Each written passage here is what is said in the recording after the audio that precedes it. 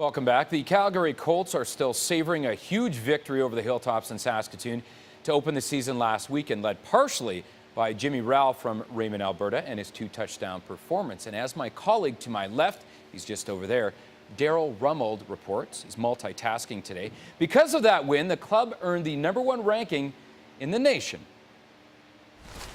The Calgary Colts walked onto the field this week in unfamiliar territory as the #1 team in the nation. The last time that happened, Super Nintendo was being released to stores worldwide. Now you're playing with power, superpower. Michael Jackson topped the charts with his controversial hit, Black or White. And Arnold was back as the Terminator, ruling the box office in Terminator 2 Judgment Day. Come with me if you want to live. And I was 8 years old. You get the point. It was a long time ago. The coaching staff says while it's nice to be recognized, they don't really feel like they've got much to celebrate, and they've got to continue to keep their players focused on the task at hand.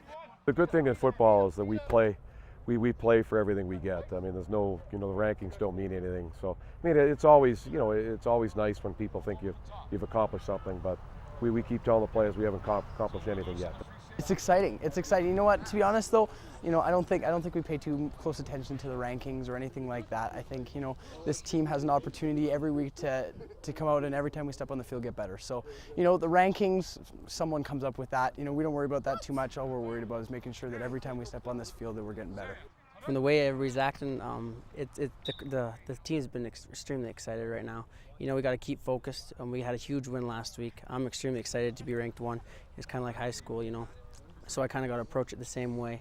Last week's win over the Hilltops also helped Raymond's Jimmy Ralph maintain a personal streak, including his time with the Comets. He's now not lost a game on Canadian soil in over 3 years. But not even that impressive statistic is about to give the Colts a false sense of security as they prepare for their home opener against Regina. They say the most important number to them is the one that shows up on the scoreboard after time runs out. Daryl Rummold, CTV Sports, Calgary. Good to see Jimmy Ralph there. The Calgary Colts meet the Regina Thunder in their home opener Sunday at McMahon, and we will have a feature story on Jimmy Ralph. More from him tomorrow in sports. To the CFL and tonight's game on the schedule as the Bombers are hosting the Hamilton Tiger Cats tonight. Some rumors have been circulating in the last couple of days that if the Bombers don't win tonight, it could be the end of head coach Paul LaPolice. Don't think that is a good idea after he took the team to the Grey Cup last year, and with Doug Brown's retirement and his starting quarterback going down in Buck Pierce, he doesn't have the horses he did last year. At any rate, the Bombers and the Ticats go to battle in Week 8 now that every team has enjoyed a bye week. Game time is 5:30 Mountain Time. The Bombers go into the game with a record of 1-5. The Ticats are 3-3. The first tense moments of the NHL's collective bargaining negotiations have arrived, I would say. The first tense moments are something that fans were hoping would take a lot longer to get to us. But with Gary Bettman and Donald Fehr not scheduled to sit across from one another until the middle of the week, a sense of uneasiness surrounds the talks after yesterday's session in which the NHL dismissed the union's initial proposal. Fehr set off for pre-scheduled player meetings in Chicago. The union boss will also oversee a session with players in Kelowna before returning to Toronto and resuming CBA discussions on August 22nd. At that point, the league and the NHL Players Association will have just 24 days left to reach a new agreement and avoid a lockout. Finally, from last night, the Jays continuing their series with the White Sox. Adam Dunn belted his major league leading 34th homer to lead the White Sox to a victory over the Jays 9-5. The Jays have lost 7 of their last 9 games. The two teams meet again tonight in the Big Smoke in just a few minutes' time. And there is your look at sports, Daryl. Yeah, this should be a good one. When we come back, we'll take a look at a college student's quest to win a date with number 15, Tim Tebow.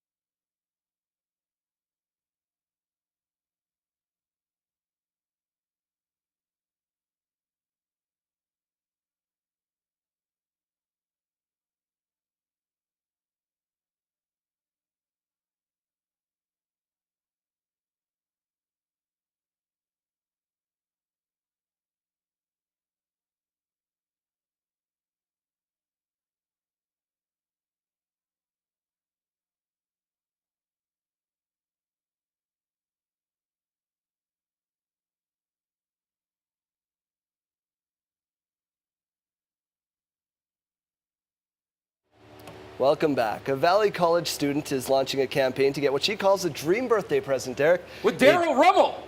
Close. No. That's more attainable. A date with New York Jets quarterback Tim Tebow. She launched a Facebook group called Get Jen Balick a Date with Tim Tebow. Balick says she got the idea after hearing about a New Jersey teen fighting leukemia who scored a date with Taylor Swift following a similar Facebook campaign. Jen says she's been a big Tebow fan ever since his days in college at Florida. Jen admits her odds of actually getting a date with Tebow are 1 in a million, but she says a girl can dream. He's a great person. He has good morals. He believes in God. I mean, he's everything I want in a guy.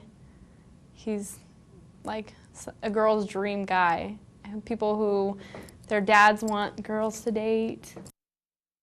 I've heard that said about Derek Bidwell as well. You jumped on it before I did, yeah. Today is Tim Tebow's 25th birthday, and Jen is hoping to get the date with Tebow on her birthday, or 20th, on May the 1st. Wow. Yeah. I don't know. She seems like she if it worked has once, a lot it's of good gotta work again, right? Yeah, she seems like she's got a lot of good reasons to go on this date. Absolutely. Thanks for joining us. We'll be back with you tomorrow at 5. CTV News at 5:30 is next. Good night.